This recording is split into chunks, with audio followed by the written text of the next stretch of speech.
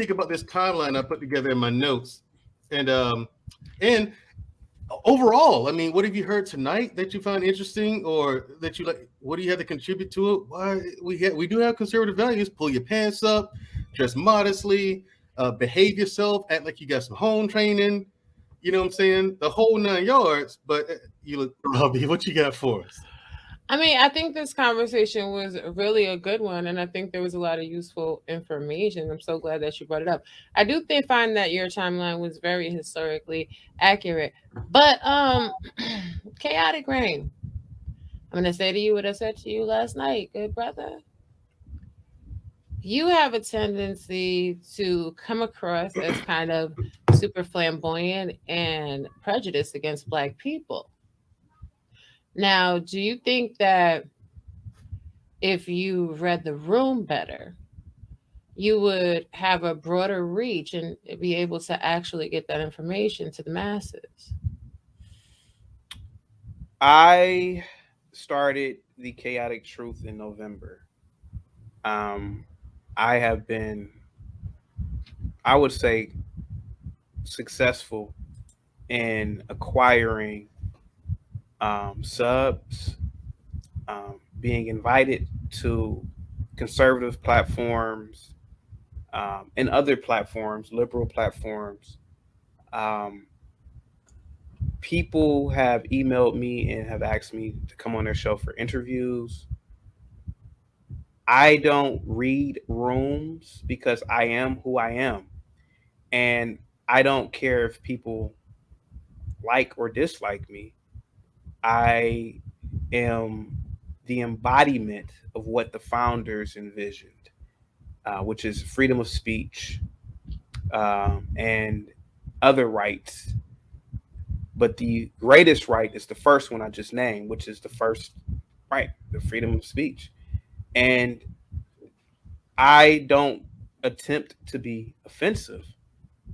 What I do is I attempt to question people's stupidity and inability to think.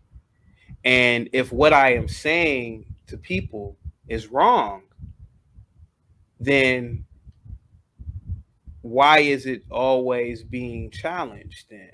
Like, for example, if somebody were to tell me that there's a 75-foot tall dinosaur outside, I wouldn't even argue with the person. I would just say, oh, okay.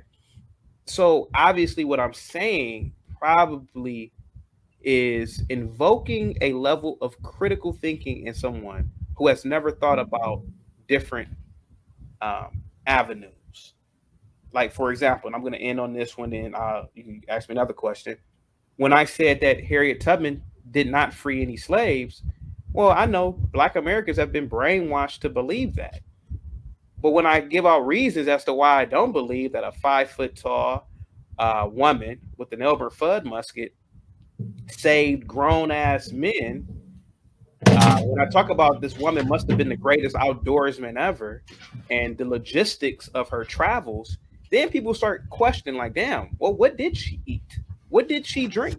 How was it possible for her to even infiltrate all of these plantations and never get caught? And so people start asking questions about history. So that's what I love doing. Go ahead, Robbie. You got the floor. So, I mean, all of that is good and dandy. Like how I said, I think you're a really intelligent young man. Thank you. But when you're sitting there and you're opening a conversation by telling everyone that they're stupid, that's highly offensive. In fact, that's a turn off. I mean, I know some conservative platforms are, I'm sure, and congratulations on all your successes, that people are inviting you places. However, Mm-hmm. I don't really think it's very necessary, nor is it effective to open telling people that they're stupid. I also think it's like kind of super super offensive when you tell people that like they're apes. I mean, scientifically I understand the point that you're making, and it is good to clue people into that, but especially as someone that's not from here. Your nationality is Nigerian, you said? So that further fuels a stereotype that Africans just on principle hate African Americans. And I mean, do you really want to fuel those type of stereotypes? I have made videos, even on my old channel, I know. eviscerating Africans. I have made videos saying you that have. African Americans are the standard for all of the Africans in the diaspora. My wife is African American. I give smoke to Africans harsh. I just did about the South Africans. I literally called them savages. Now, are all of them savages? Absolutely not. But I don't see African Americans rushing to go live there, because African Americans, just like most people, know what would happen if you moved to Soweto or Johannesburg. Just like when African Americans question me about the statements that I make about Black people, all the while, instead of going to Haiti, they go to the Dominican Republic. Well, how come you didn't go to Haiti if you love Black people so much? Those are real Black people in Haiti. So what I do is I call people out on their bullshit. And I think that's the beauty of me. Now, me calling people stupid, listen, there are things that you will never know. There are things that you don't know. And there are things that you will attempt to know and not even understand. We are apes, all of us, living on a floating rock water in infinity. We don't know what is going on outside of this solar system. Let's be completely honest. We don't even know what's really going on the other celestial bodies, other than what astrophysicists tell us. We are not as advanced as we think we are. So me saying the word stupid is really an encouraging word for us to explore and dig deep into what really is important: science and math and engineering. Those are the things that I say. So when I say stupid, those words should encourage you to pursue science and to pursue intellectual pursuits. Because if you are offended by somebody saying stupid, then that means that maybe you are, for the first time, saying, maybe I am stupid or not as smart as I think I am. And I'll tell you who was very famous for doing this: Joe Rogan, whom I've been listening to for decades. Joe Rogan would call his live guests, bitches, stupid, and it was all in fun and locker room conversation. And that's another thing, Raw B. Men, we have a way of talking to each other, fellowshipping.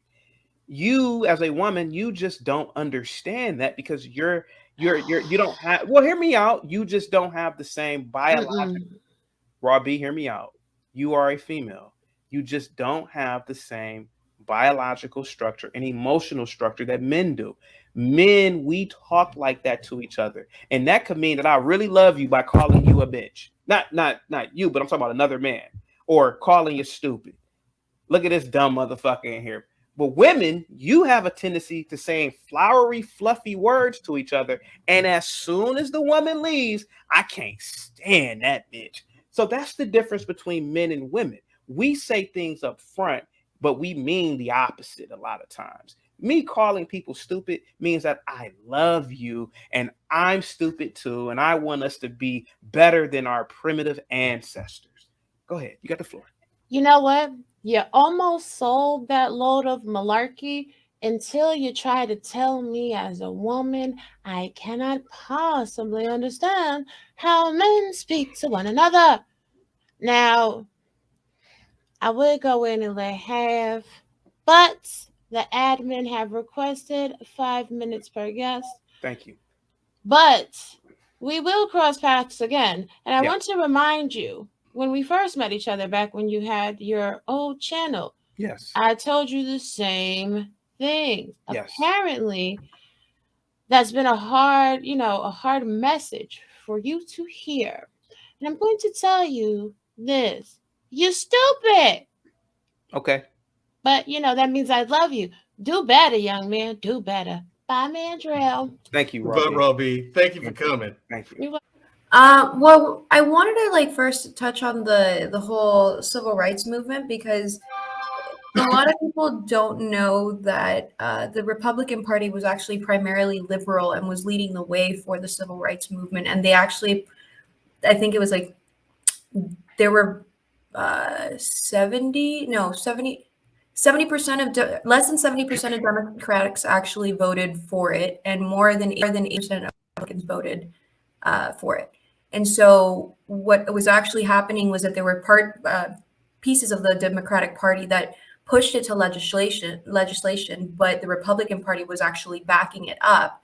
And it wasn't until the filibuster that, because the Democrats actually pushed the bill to pass, the South was primarily Democratic at that time. And it wasn't until 2 votings later that they turned into Republican Party because of the fact that the Democrats pushed it forward. So it's those are things that we really have to understand in order to look at the history and the true nature of it. And it's just like during that, I mean, there was a lot of voting democratically has to do with the lack of education and the lack of legibility. So they can't read.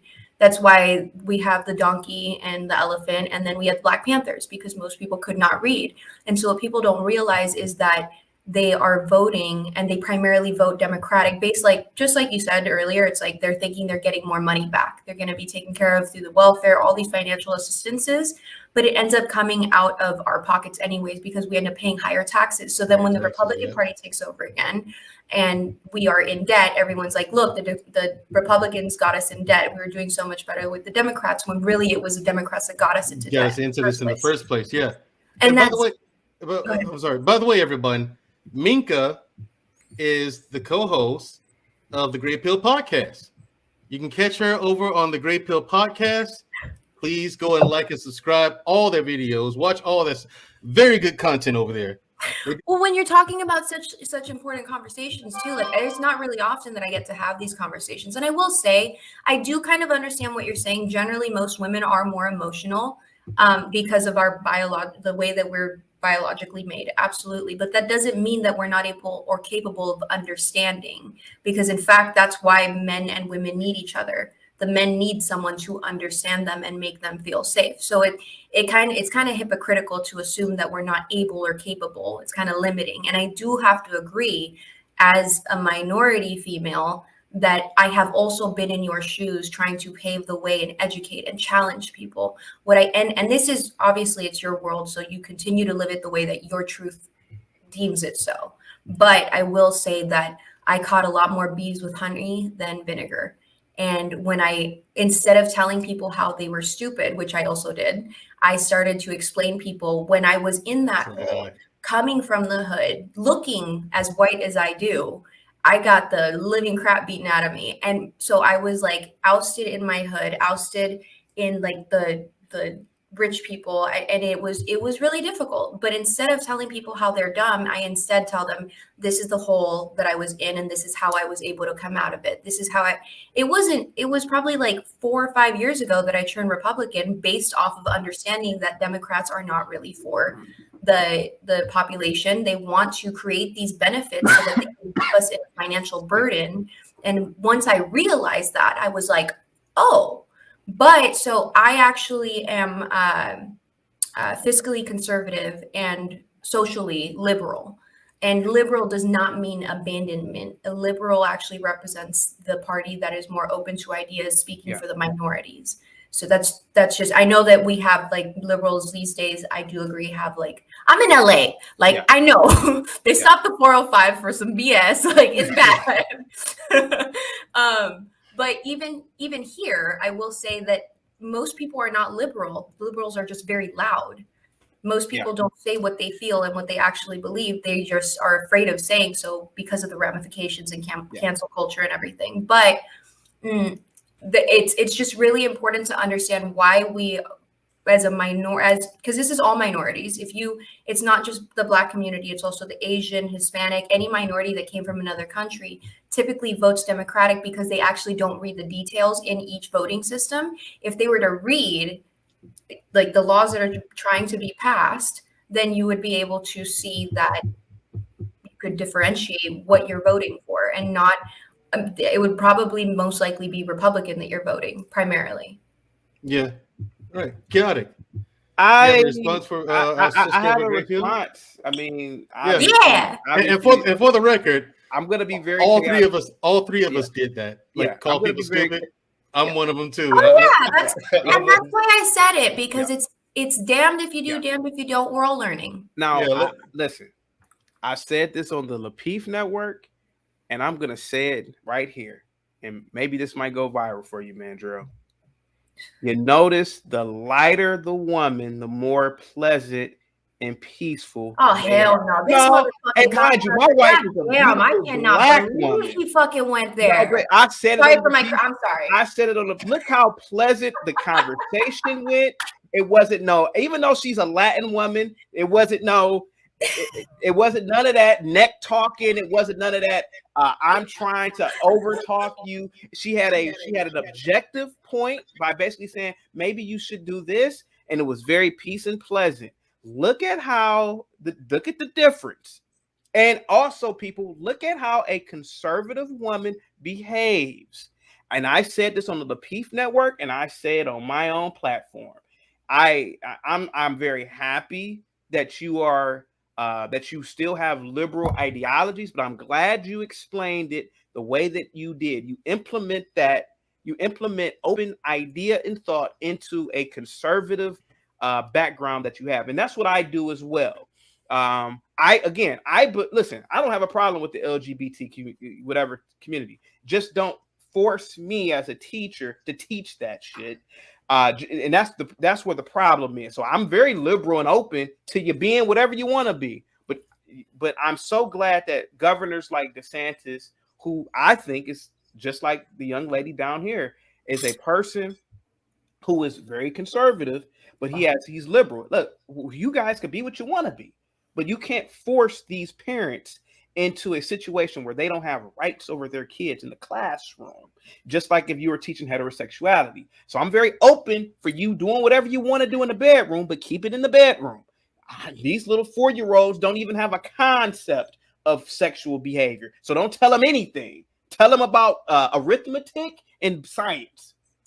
See, I'm with you on that, and unfortunately, we gotta move on, Minka. Yeah. I gotta just come on. You gotta give me one little second for that one. Yeah, go ahead. Okay, yeah. 1 second. Okay. I resent the fact that you're using me as an example because I am still a minority, and I actually understand more than anything that Black women have even more to fight for and fight against than I do. Yeah. So that's when you're only saying that, you're misrepresenting an entire section of your own culture. Yeah. And that I will disagree with you, Mandrell, because of the way that you say things and the way that you are so shocked, or you are so valued at the shock factor of things. I cannot say that I agree that I think that your way of educating people is so pure because you want to educate people. I think that you do. There's a big portion of you that wants to add that shock value for the views. It is no different than Fresh and Fit. And it's sad because you are so smart. But hear me out. Me? But no, you are, no, him. He's so chaotic. Oh, okay. Yeah, you said that drill. I was like, reasonably intelligent. Just hear me out for a minute. I've said this on other shows. Is it a coincidence that the Japanese, who are lighter, are more superior intellectually and culturally than their darker Asian brethren? And could it be that there is a certain aggressive level with darker people? And people, I think it's something that should be studied. It's a part of nature. It has been studied. It's been studied. So the Asian, break it down real quick. The Asian community did not have to fight against themselves or other people trying to take them over because they were the big dick motherfuckers that had a great wall protecting them. African culture, Mexican culture, Indian culture. There has been colonization that has taken their women, has taken their children, has taken their religion, has taken their beliefs, has taken their spirituality. They're fundamentally who they are, has been raped and pillaged. And so because of that, over time, they had to be aggressive to protect themselves, much like why dark-skinned women have to be so aggressive to protect themselves. There are more reports of darker-skinned women being raped and assaulted in that manner. And why, it's just 1 + 1 = 2. The Japanese culture has been very protected, and they have rules and regulations. Because of that, they're able to protect themselves. It's those very foundations that protect them. There's a book that you can read that you would actually love that's based off of the Japanese culture, and it explains all of that. And if you look at them, which you're using them as an example, it's because they have not had to protect themselves. They have been on the offense as opposed to the defense. That's it. Gotcha. I'm done. I gotta I go. apologize, Thank but you, we, bro. of course. And shout out to Mika for speaking up and making that known too. Like that's not all the way true. Welcome to the Great Pill Podcast.